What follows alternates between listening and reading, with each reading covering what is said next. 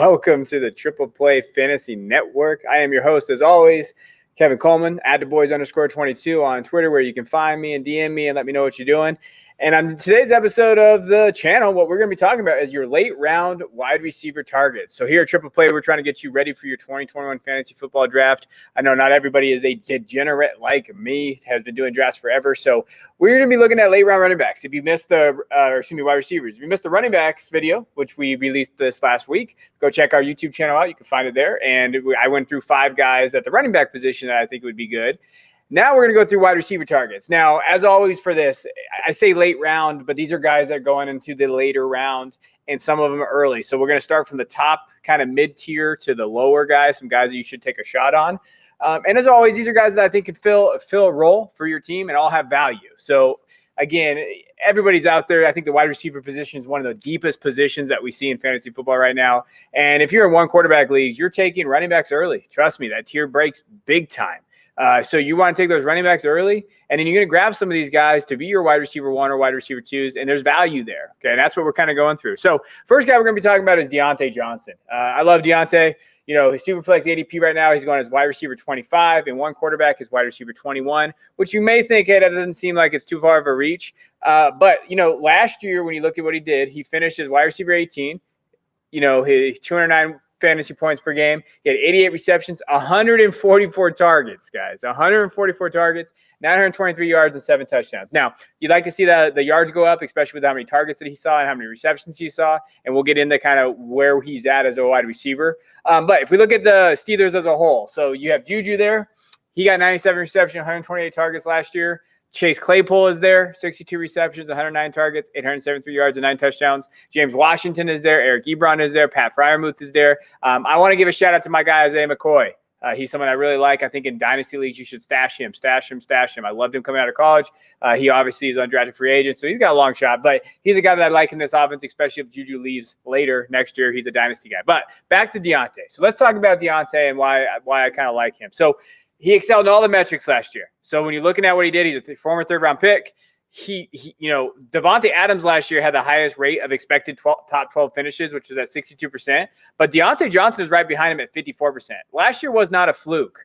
All right, so when you're looking at what he did, he was 8th in top 24 finishes, and he was 13th in top 36 finishes in fantasy football. So when you're looking at what he is expected to do next year, right now he's getting drafted as a wide receiver 21, 25-ish in that range. He has wide receiver 1 potential. He is my dynasty wide receiver 12 right now. He's a wide receiver 1 to me in dynasty formats. And now when you're thinking of like, okay, what are we worried about with him? Well, we're worried about Claypool, right? But you got to make sure that he's going to do that. So Claypool could take that next step, that second-year leap, right? But I don't think that's going to be at Deontay's expense. I think Claypool will take more away from Juju because I really think that, you know, Claypool is going to get moved around a lot. You're going to look at kind of where his volume is going to come from, especially in the 3 receiver sets. I think that Juju takes more of a hit from Claypool than Deontay does. The thing about Deontay you're going to see is that he's going to take that 3-year leap, right? We always talk about, hey, who can make that difference? Look at what Calvin Ridley did. Look at what Chris Godwin did that 3rd year. Johnson could be that next guy in line, and he's about as cheap as you're going to get him this year. Last year in Dynasty Leagues, he was going for a 1st-round pick. You can probably get him for a little less than that right now, and your volume and what you're going to get from him could be a wide receiver 1, guys. Like I'm stressing this enough. Deontay is one of my guys. And that he could break out and do that 3rd-year breakout, especially in that offense. I know they got Najee Harris, but they're still going to throw the ball. They're going to get short passes, Deontay. The drops don't concern me. Everybody drops balls. I think they're a little bit overblown to me with Deontay. He's going to get the targets. Look at what we did last year. Just look. Okay, he got 144 targets. He's going to get more touchdowns. He's going to get more yards. He's a baller. He's a guy that I'm going to put on my teams, and where he's going right now is an incredible value. So I'm all in on Deontay. I think that he can definitely do that. My next guy is Robert Woods. Bobby Trees, man, he is the ultimate undervalued guy every year. I think we talk about him. But even right now, in Superflex ADP, he's going as wide receiver 24. In one quarterback, he's actually going as wide receiver 30. Let me say that again. Wide receiver 30. What are we doing here, guys? His 2020 finish, he finished as wide receiver as a wide receiver 1, a wide receiver 12, 237 fantasy points. 90 receptions, 129 targets, 936 yards, and 6 touchdowns. And I want to reiterate that he did that while he had Jared Goff as his quarterback. Okay. It's a little bit different this year, right? Now, depth chart wise, Cooper Kupp, still going to be there, right? Deshaun Jackson, I'm not really necessarily worried about him because he can't stay healthy. Van Jefferson is there. Tutu Atwell is there. Tyler Higbee should see a little bit of a bump. But in reality, when you look at this roster, Robert Woods is going to be the guy. Now, I think there is some inconsistency issues, but I think that's going to be placated by him having Matthew Stafford there. And when you look at kind of where he excelled at, so last year, Sean McVay dialed up 33% of play action. 33% of his plays were play action, right? Compared to Lions 24. So when you think of this, on play action passes, Stafford last year completed 60% of his passes. He averaged 8 yards per attempt and 11 yards in the air. Goff only averaged 6.5. That is disgusting, by the way. So what McVay wants to do in that offense with Akers, with Henderson, those running backs that are there, Stafford leads into that. Now, who's he going to throw the ball to? He's going to get it to his deep ball, his deep threat, which is going to be Robert Woods. Stafford is one of the best deep ball throwers in the league. He's completed a league-high 11 passes, thrown at least 50 yards in the air since 2009, okay? No other cornerback has done that in that time period. So you're going to see Stafford push the ball downfield, okay? Goff ranked 32nd in the league with 27.1% deep ball percentage. That's disgusting, right? Whereas Stafford actually had 42% of his deep balls who went to Kenny Golladay, missing over 75% of the season, even when he did that. So you're looking at Robert Woods being Kenny Golladay, essentially, in that offense, healthy, in a better offensive system, and with a better quarterback. Sign me up for Robert Woods all day. And according to this, when you're looking at it, okay, over the last 2 seasons, Robert Woods has finished outside top 65 in catchable pass percentage, but if you subtract uncatchable passes, he's ranked in the top 12 over the last 2 years in true catch rate. For all my spreadsheet guys, you guys should love Robert Woods. He is a stud. He got an improvement at quarterback. He's going to get a majority of the targets. I would honestly say that he's going to be the target leader on that team. Go grab Robert Woods. You can grab a wide receiver. He's going as wide receiver 30 right now, probably maybe a little higher in redraft. I'm still grabbing him. He realistically could be a guy that you grab as your wide receiver 2 or 3 and put up wide receiver 1 numbers. He's chronically undervalued. Every year, everybody fights for the youth. I'm taking him, okay? I'm going there. I'm going there with him.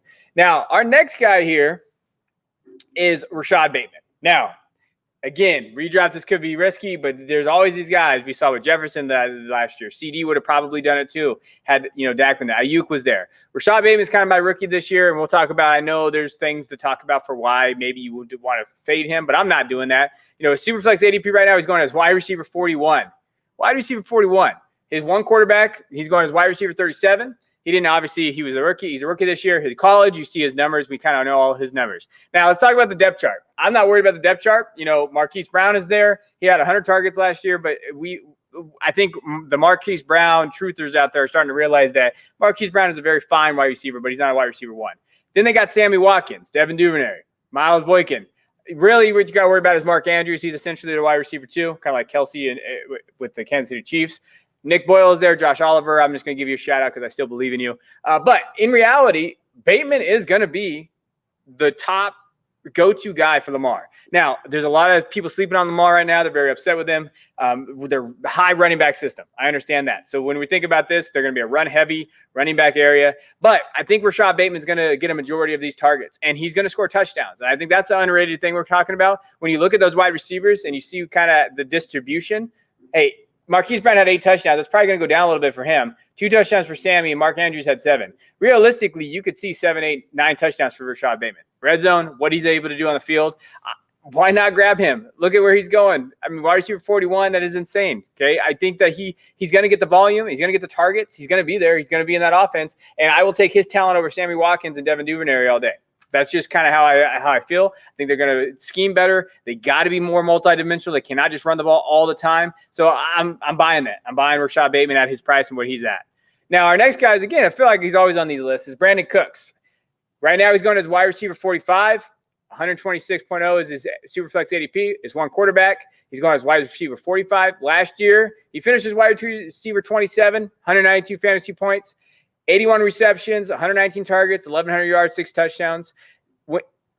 You're talking about the Texans. The problem is just how depleted they are, and we don't know about that quarterback situation, right? Now, as far as receivers and tight ends, Randall Cobb, Kiki Cudi, Chris Conley, Jordan Akins, Waring, Nico Collins, Isaiah Coulter, all these guys, like none of those guys equals Brandon Cooks' talent. Brandon Cooks is there. So Will Fuller left. We know that helps Cooks' fantasy value. Cooks caught 29 of 41 targets and 431 yards and 3 touchdowns when Fuller was gone. So you saw a big increase in his target share. Now he's a target hog during that span. So he had a 29% target share when Fuller was out of there and a 45% air yard share. They didn't really draft anybody. They have Nico, who I like as a Michigan guy. I know he's there, but they're going to be there. Okay. I mean, I don't know what to tell you about Cooks. He's going to get the targets. I'm not necessarily worried about the quarterback situation. If Deshaun is there, great. I mean, I obviously that's the optimistic case. If he's not there, they have Tyrod Taylor still there. I mean, he's a very capable quarterback. And who are they going to get the ball to? It's going to be Brandon Cooks. So I'm okay with taking that risk, especially at where he's going. Okay, look, just wide receiver 45, guys, in both aspects. I mean, come on. I mean, he finished as a low-end wide receiver 2, wide receiver 3 last year. That's value, okay? Cooks is there, and he's still a valuable receiver. He stayed healthy last year for the most part. We've seen that with him. Like, that was what people were worried about, but he's a very solid receiver that doesn't get a lot of credit that I think that he should. He should get credit for what he's been able to put up. So I'm buying him at that price. I think, hey, he's got a good value, and he's a great trade target right now for guys out there, okay, because his value is incredibly low. Now, my next guy that's getting drafted where he's at is kind of my long shot, but that's Darnell Mooney. I know everybody's on the Gabriel Davis train from Buffalo, some other guys out there, but Darnell Mooney is preening for just a breakout season. Wide receiver 56 right now and 57 in one quarterback leagues. Last year, he finished as wide receiver 50.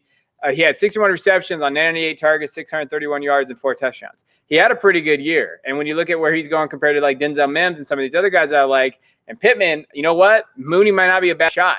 You know, an important factor to look at when you talk about Mooney is just what he was able to produce with probably some of the worst quarterback play that we've seen from a team. You know, he garnered 29 most potential air yards in the NFL, but he ranked 10th in unrealized air yards because he couldn't get the ball. You saw Mooney last year, how wide open he was on tape and what he did.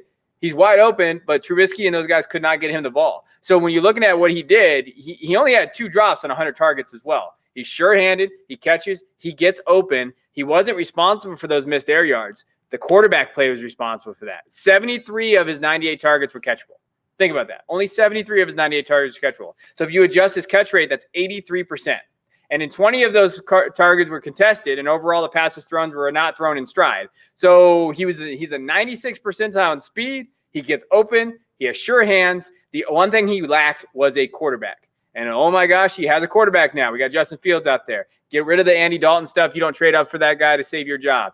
Justin Fields is going to be getting him the ball, and I am all in on the Mooney train. That's my guy right now in terms of this. Now, when you're looking at who he's competing with, obviously Allen Robinson is there, and Allen Robinson is a clear wide receiver 1. So when we're talking about Mooney, we're not talking about him being as wide receiver 1, but we are talking about value.